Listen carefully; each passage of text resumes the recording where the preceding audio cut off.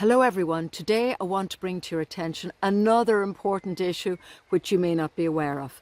It is particularly relevant at this time because of a major vote which is scheduled to take place between May the 27th to the 1st of June next, literally in the next few days, in Geneva, Switzerland. This concerns the attempts by the WHO and indeed other interested parties to seek agreement from each of the 194 member states of the WHO, which of course includes Ireland, to vote on acceptance of the two documents that, when taken together, are intended to transform international public health and the way states interact when the Director General of the WHO declares an emergency. These drafts, a pandemic agreement and amendments to the international health regulations together, are intended to be legally binding and govern the relationship between states and the WHO. So why is this happening and why is it important for you? It's happening because powerful globalist interests, mainly in the pharmaceutical sector, who effectively control the WHO, want to consolidate their power base by ensuring a continuation of the vaccine-dominated health and business model launched during the WHO-declared COVID pandemic, which was such a bonanza financially for the pharmaceutical companies. The effect of each member state signing up to these agreements will give enormous power, in particular to one man. His name is Tedros Adhanom Ghebreyesus, who is the appointed Director General of this organization, the WHO. This man is not a medical doctor and stands accused in his role in systematic genocidal violence and gross human rights violations during his time as Minister for Health and Minister for Foreign Affairs in Ethiopia, his home country. He was also the subject matter of a complaint to the International Criminal Court. Yes, this is the man to whom these proposed agreements seek to give enormous power to declare pandemics essentially on a whim, which in turn will trigger significant events, including lockdowns and other coercive measures globally, to comply with the stated objectives of these treaties and the powers that oversee and enforce them. Our own government have entertained this man and his representatives on numerous occasions when they visited Ireland. And our government have already signalled their intention on our behalf to sign up to these treaties and agreements. They have also done so without any information being provided to the people or any advices from the Attorney General on the constitutional implications, notwithstanding the fact that Deputy Mattie McGurk was so informed that such advices would be sought, and that was as far back as 2022. We are now in 2024. Nor has this government enabled any public or Oireachtas debate on the issue. There is a growing issue of concern regarding the fact that the WHO, in seeking to have these agreements copper-fastened by June the 1st, are intending to do so in breach of their own legal obligations pursuant to these agreements. In particular, I refer to Article 55 of the International Health Regulations, which determines that agreement can only be reached when a final agreed text has been made available for all member states for consideration at least 4 months prior to any agreement.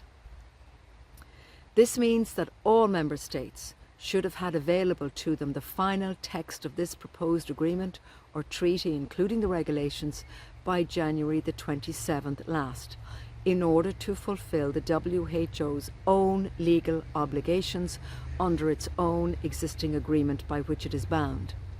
They are, however, seeking to ignore this important factor and are intending to push ahead by June the 1st, notwithstanding, even though as of today there is no final text agreed.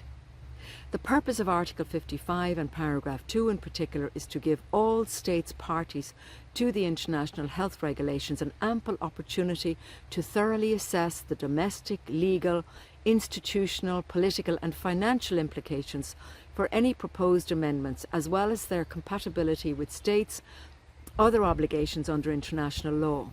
There are very many independent doctors, scientists, lawyers and others all over the world who are not only deeply concerned about the activities and intended activities of this organisation, but who are seeking to highlight and expose the serious situation and the intention of the WHO to breach the terms of the agreements to which it is bound by ignoring this crucially important requirement.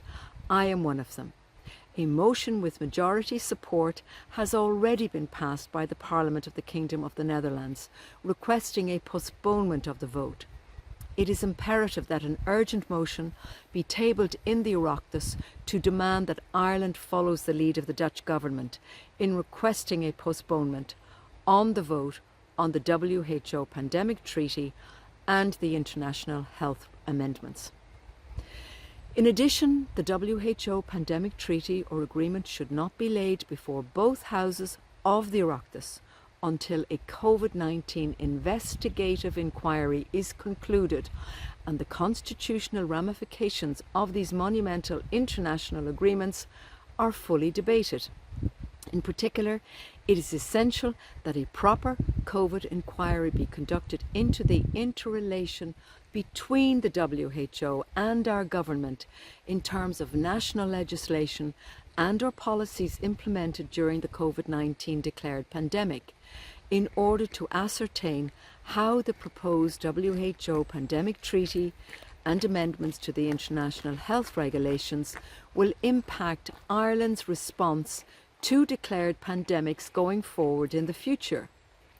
Do you really think it is appropriate that an organisation that not only has not carried out any investigation into the origins of COVID and how or why this alleged virus became so influential in our lives should now be empowered not only to declare all future and further pandemics, but will have the power to govern and determine all measures to be taken in that consequence?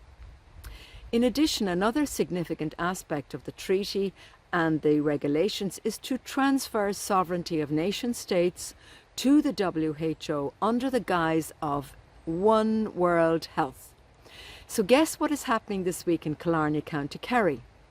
A major global economic summit, and the keynote speaker is none other than the Director General himself, Tedros Ghebreyesus.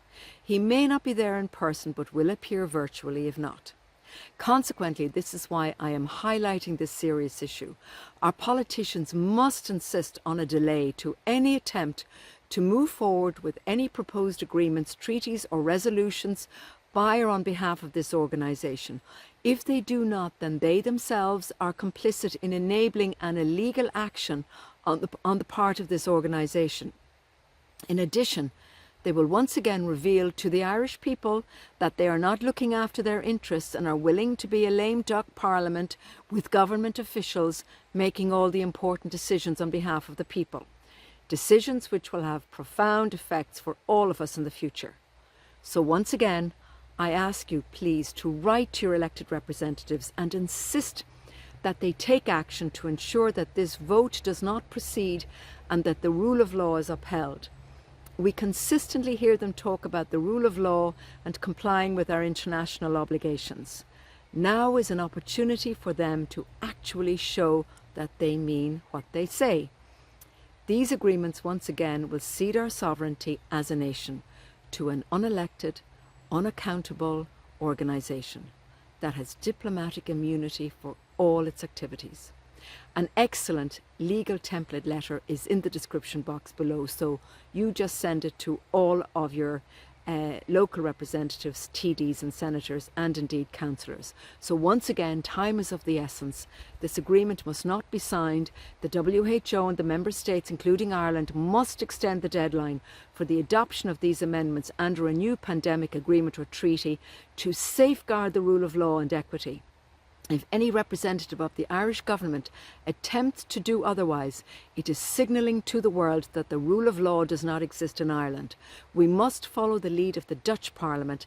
Thank you very much for your attention. Until next time, God bless.